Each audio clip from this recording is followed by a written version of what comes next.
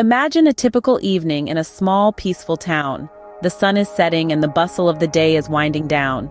The stage is set in a cozy, loving home, nestled in the heart of this tranquil town.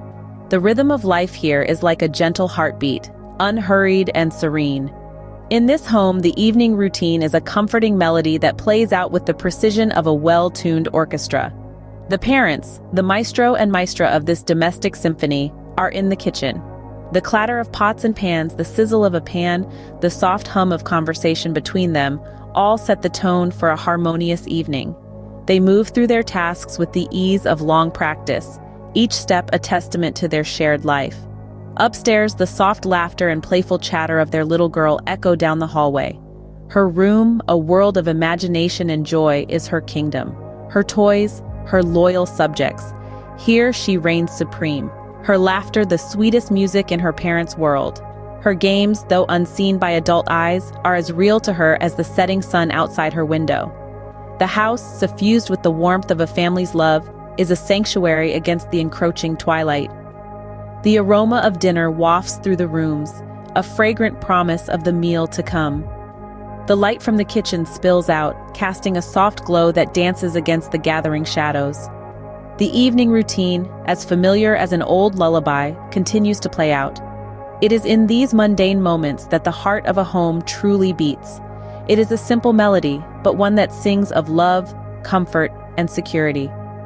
But as the final notes of this evening symphony hang in the air, a discordant note is struck. The little girl, usually so full of laughter and life, comes down from her room.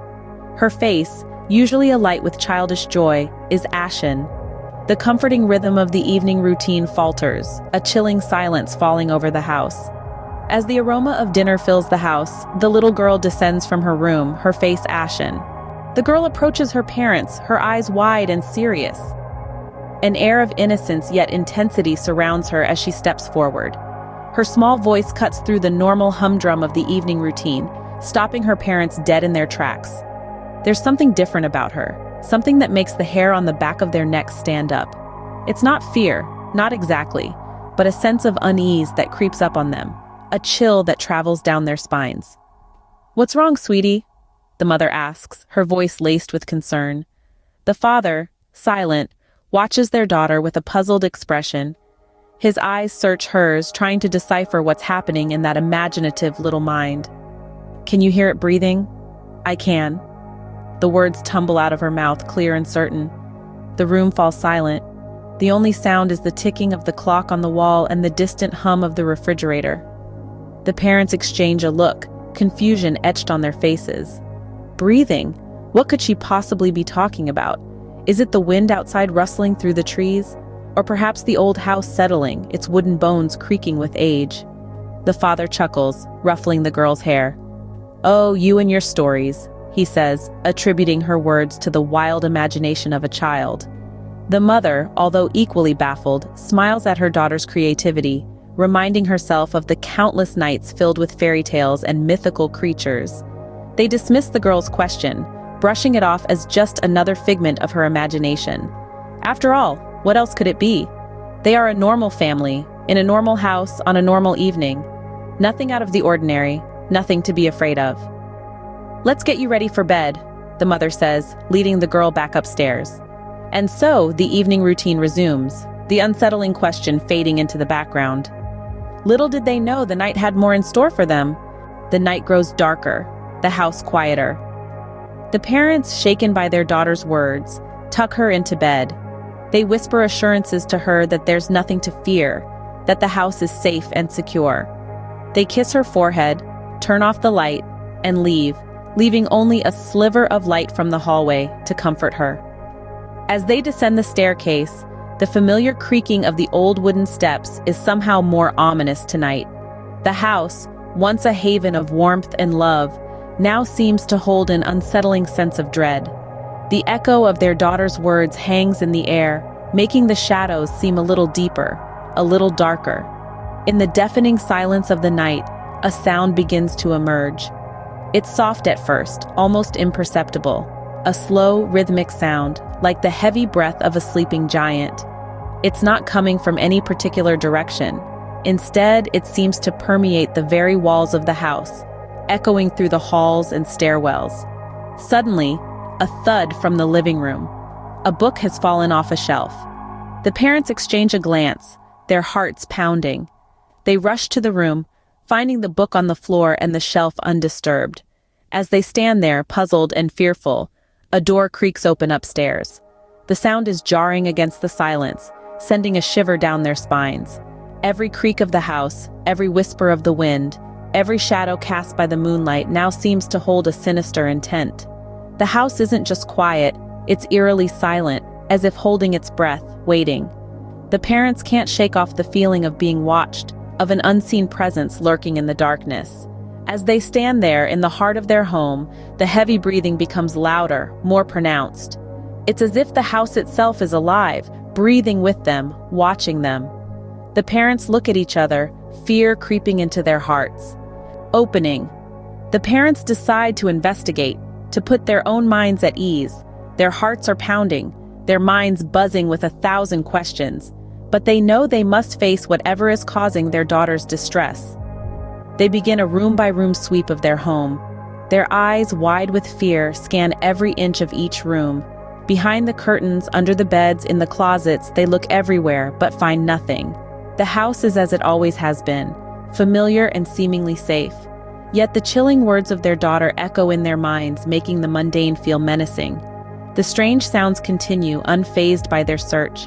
A low, raspy breath, almost like a sigh, then a pause, then another breath. It's growing louder now, more frequent. It's as if the very walls of their home have taken a life of their own. The sound seems to be coming from everywhere and nowhere, a phantom echo in the quiet house. The parents are now truly scared. Their initial skepticism has given way to raw, gnawing fear. They can't deny it anymore. Something is happening in their home, something they can't understand or control. The sound of breathing, once such a benign human thing, is now a specter that haunts their every moment. Why is this happening? What does it want? Is their daughter in danger? The questions whirl in their minds, each more terrifying than the last. Yet they find no answers, only silence and the relentless, eerie breathing. They huddle together in the hallway, their faces pale, their bodies shaking. They can't shake off the feeling of being watched, of being invaded. Their home, their sanctuary, now feels like a trap, a cage. It's a nightmare they can't wake from, a terror they can't run from. Closing. As they stand in the hallway, the breathing sound suddenly stops. The silence is deafening, the stillness chilling. They wait for the next breath, yet it doesn't come. The house is silent once more, but the fear, the uncertainty lingers. The silence blankets the house, heavier and more terrifying than the sounds before. The absence of noise is deafening. The parents, their hearts pounding in their chests, make their way back to their daughter's room. The door creaks open, revealing the empty space. The room, once filled with the laughter and innocent joy of their child, is now eerily quiet, the air heavy with a sense of dread. The parents glance at each other, their eyes wide with fear. They call out to their daughter, their voices echoing through the silent house. But there's no response, no sound of tiny feet running, no cheerful voice answering. Only the sound of their own frantic heartbeats pounding in their ears. They search the house, their steps hesitant and their breaths shallow. The silence is oppressive, wrapping around them like a shroud. They check every room, every corner, every possible hiding place. But their daughter is not there. The house, once filled with warmth and love, now feels cold and empty. The parents are at a loss, their minds racing with terrifying possibilities. Their fear morphs into panic, their hearts pounding harder and faster. The silence continues to reign, broken only by their own frightened whispers. And then, quite unexpectedly, a sound pierces the quiet. A soft, almost inaudible whisper.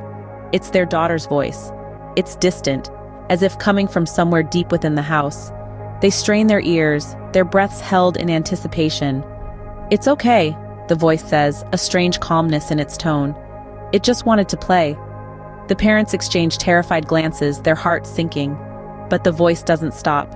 "But now it's hungry." The words hang in the air, chilling and ominous. The silence returns, swallowing the house once again. The parents stand frozen, the words echoing in their minds, a horrifying cliffhanger to their daughter's unsettling tale. Y'all, we're wrapping up here, but don't you go anywhere just yet. Show some love, hit that like button. Fancy more content like this? Go on, subscribe and let that bell icon ring so you won't miss a beat. Thanks for tuning in, and remember, sharing is caring. Until next time, stay tuned.